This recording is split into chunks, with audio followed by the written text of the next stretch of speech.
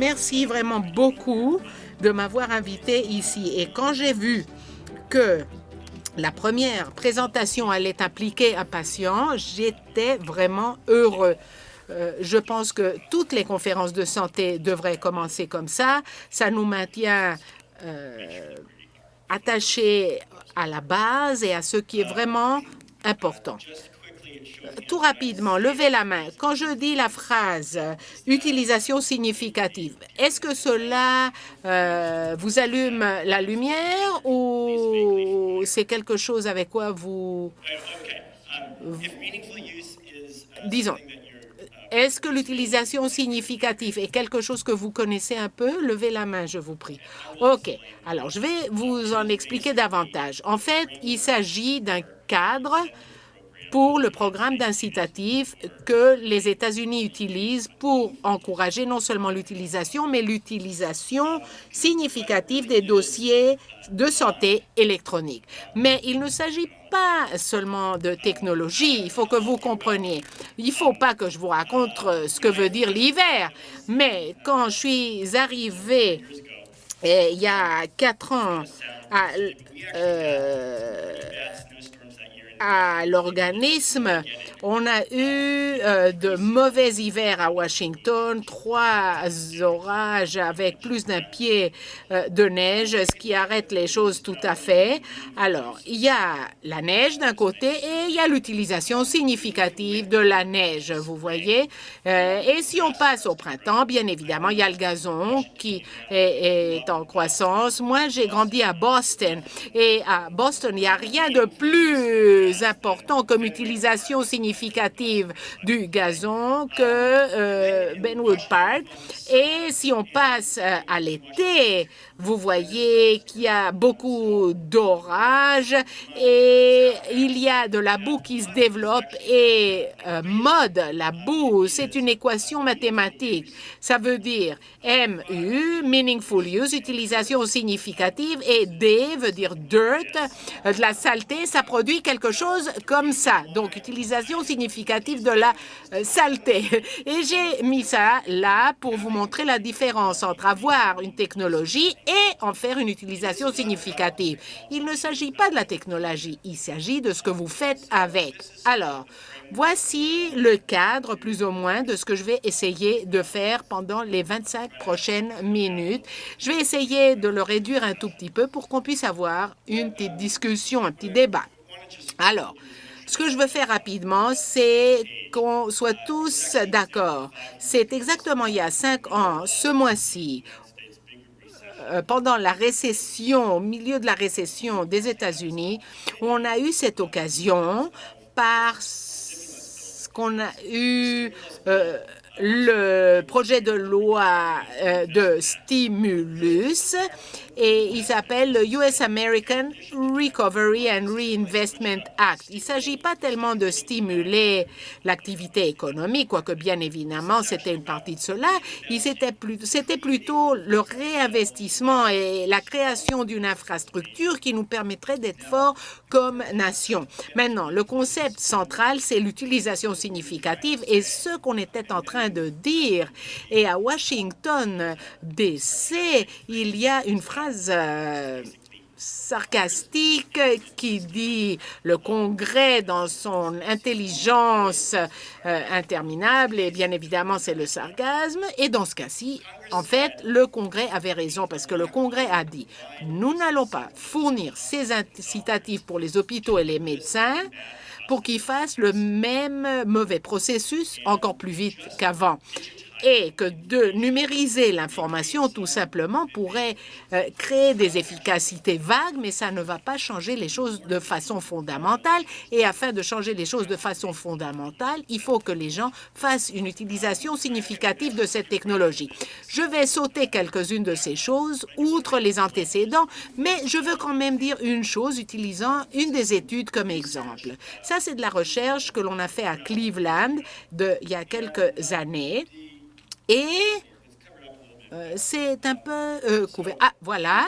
En tout cas, vous pouvez voir là-dessus que du point de vue de patients souffrant de diabète qui ont obtenu tous les processus de soins, vous voyez que les pratiques utilisant les DSE avaient beaucoup plus de possibilités que celles qui utilisaient le papier d'assurer que les gens obtiennent les processus de soins de santé adéquats. Je vais faire quelques commentaires là-dessus. Tout d'abord, malgré le fait qu'il y a beaucoup de différences, 51%, c'est pas très bon quand même. C'est assez mauvais. Et il ne faudrait pas dire 51, c'est beaucoup mieux que 7%. Il faudrait dire, au contraire, c'est où les autres 49%? Alors ça, c'est la première chose à dire. L'autre chose, cependant, que je veux dire, c'est que quand vous regardez cette prochaine diapo, vous commencez à vous rendre compte du fait que quelques-unes des mesures de résultats, comme le contrôle du cholestérol, le contrôle du sucre dans le sang, etc., on peut voir qu'il y a un rendement beaucoup meilleur. Et quand vous arrivez à des enjeux qui sont plus comportementaux, et on arrive jusqu'à la fin et on regarde l'indice de masse corporelle, par exemple, vous voyez qu'il n'y a pas de différence. Et ça, c'est une hypothèse pure, mais une partie de la raison en est que cette étude a été faite avant l'utilisation significative et n'incluait pas l'accès des patients à leur dossier. Ça n'incluait pas l'accès des patients. Et quand on regarde les résultats qui sont liés au comportement ayant à voir avec la santé, on aura un rendement beaucoup pire si on ne s'assure pas que les données arrivent aux mains des patients quand ils essaient de faire ces changements comportementaux. Là, vous avez un médecin de famille au milieu du Wisconsin rural, M. Tashjian, le docteur Tashjian, qui est un exemple par où, quand l'utilisation significative, il a dit, ça, c'est très important. Et la raison en a été que il a dit, pendant des années, je pense déjà à mettre en œuvre le DSE, mais je ne savais pas si j'allais faire ce que je voulais faire. Et une des choses que l'utilisation significative a faites, c'est que elle a dit qu'il faut quelque chose de base pour le DSE, et maintenant, il a dit, je sais que ces choses seront là. Et voilà un exemple vraiment de base. C'est quelque chose qu'il a dit qu'il ne pouvait pas faire avant. C'est-à-dire, il y avait la simvastatine pour le cholestérol, il y avait des interactions entre les médicaments qui ont été identifiés et il devait trouver rapidement une façon pour que ces patients qui prenaient la simvastatine sachent qu'ils devaient réévaluer leur choix de médicaments. Donc, au lieu de le faire de façon manuelle, il a pu rapidement identifier tous les patients qui étaient en train de prendre ce médicament, de leur envoyer des lettres, et dans le futur, il va pouvoir le faire électroniquement et se brancher avec eux là-dessus et arriver à ce qu'il voulait. Je vais sauter quelques-unes des diapos.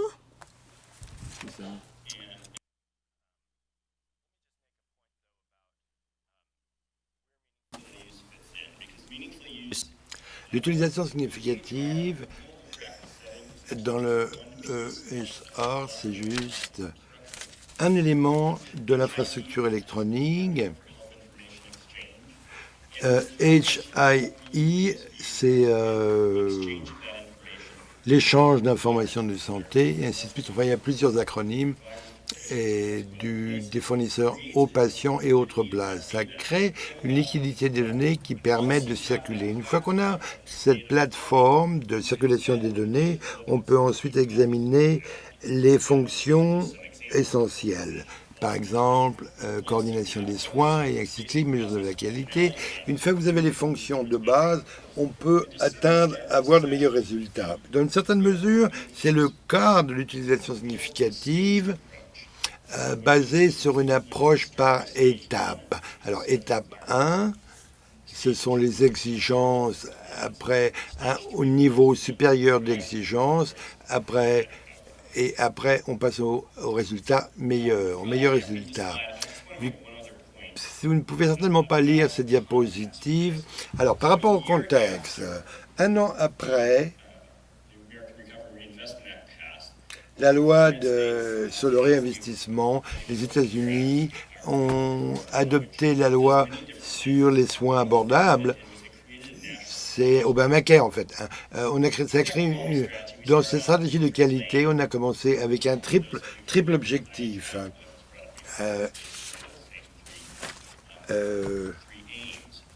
Trois objectifs, mais on va se concentrer sur 6 priorités. Maintenant, on peut dire quelles sont les choses les plus importantes, mais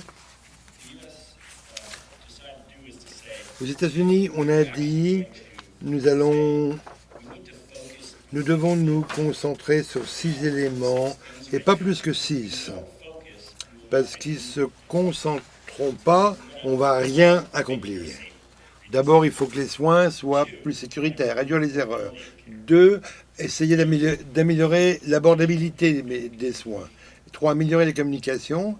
4, améliorer la dissémination des bonnes pratiques, des meilleures pratiques exemplaires. 5, autour de l'axe, les meilleurs traitements et les meilleures stratégies de prévention par rapport aux maladies les plus courantes, par exemple les maladies cardiovasculaires. Et enfin, s'assurer que chaque personne est engagée comme partenaire dans la continuité des soins. Et dans ce cadre, quand on passe à la définition de l'utilisation significative, on a dit, si ça ne satisfait pas les critères, ça n'a rien à faire là, on a trop de choses à faire, on ne peut pas mettre des choses qui ne sont pas prioritaires, mettre en place des choses qui ne sont pas prioritaires. Alors, c'est ce que je veux. Alors, si nous avons numéro 5, par exemple, priorité numéro 5, améliorer les maladies cardiovasculaires. Quelles sont les utilisations significatives? D'abord, il y a des données utiles. S'assurer qu'il y a moins de morts prématurées, de maladies cardiaques. Voilà les données de base dont on doit disposer. La tabagisme, la pression artérielle, l'index de masse corporelle, et ainsi de suite. Vous devez aussi regarder certains processus de santé. Il faut électroniquement mesurer les mesures de qualité, des systèmes de soutien à la décision clinique et des registres. Il faut avoir des listes de patients qui présentent les mêmes états pathologiques. Deuxième objectif de stratégie nationale sur les soins plus sécuritaires, réduire les erreurs. Donc, en plus qu'on a déjà, il faut ajouter des processus clés, CPOI, interaction médicamenteuse, interaction entre les allergies et les prescriptions électroniques. Et après, les dossiers d'administration de médicaments électroniques, s'assurer d'avoir les bons médicaments, la bonne posologie au moment au bon patient. En plus de tout ça, on doit s'assurer qu'il faut trouver les moyens d'engager les patients et les familles. Donc en plus de tout ça, il faut s'assurer que chaque patient quitte le cabinet avec un suivi. Nous savons que 40% médecins pensent que les choses qu'il a communiquées, c'est déjà oublié. C'est déjà oublié dès que le patient est sorti. Donc le médecin dit, je lui ai dit de faire A, B, C, D, mais il y a souvent il y a beaucoup d'informations. Aux États-Unis, on couvre généralement 6 sujets en 60 minutes. Donc les rappels aux patients sur les soins de suivi, et ainsi de suite. Il faut des ressources d'éducation spécifiques aux patients. Il faut lier les codes de procédure et ainsi de suite à des codes d'éducation. Et ce qui est important, il faut qu'il y ait une disponibilité de copies pour les patients sur papier et d'accès en ligne. Ça, c'est pour étape 1. Alors, étape 2, visualiser, télécharger et ainsi de suite et transmettre toute cette information. Ils peuvent transmettre ça à qui ils veulent et dans un format structuré et dans un format lisible.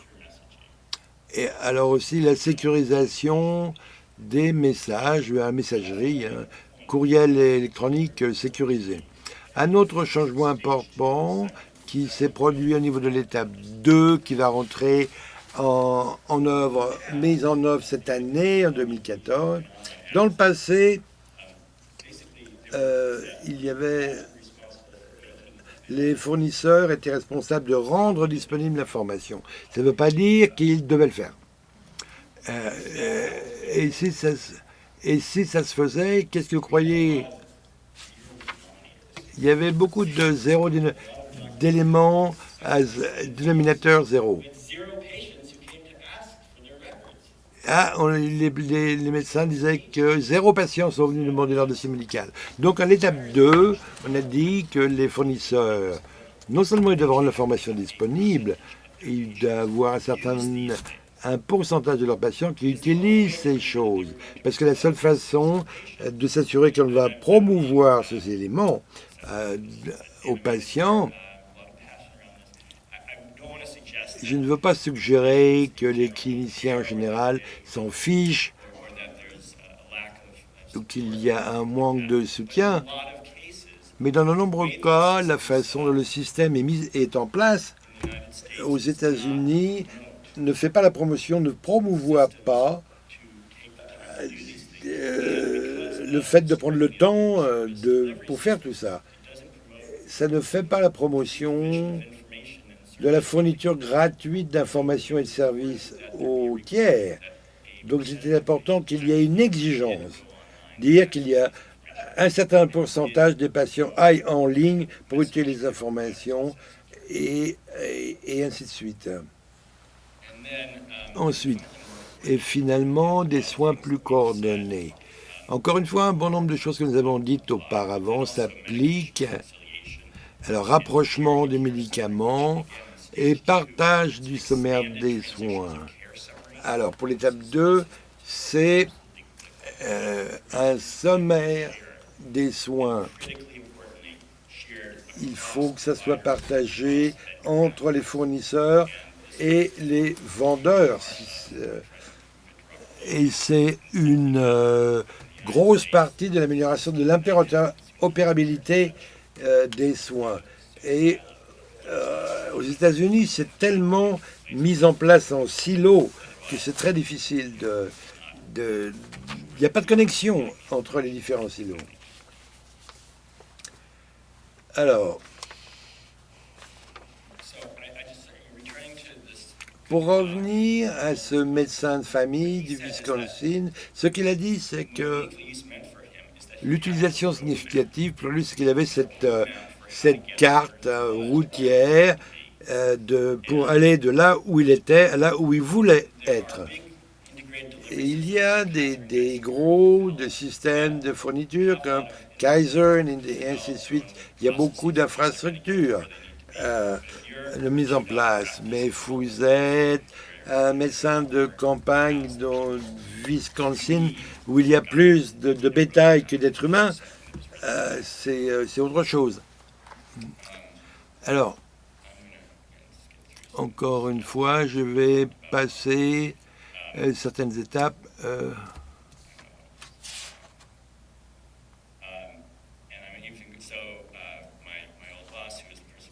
Mon ancien patron,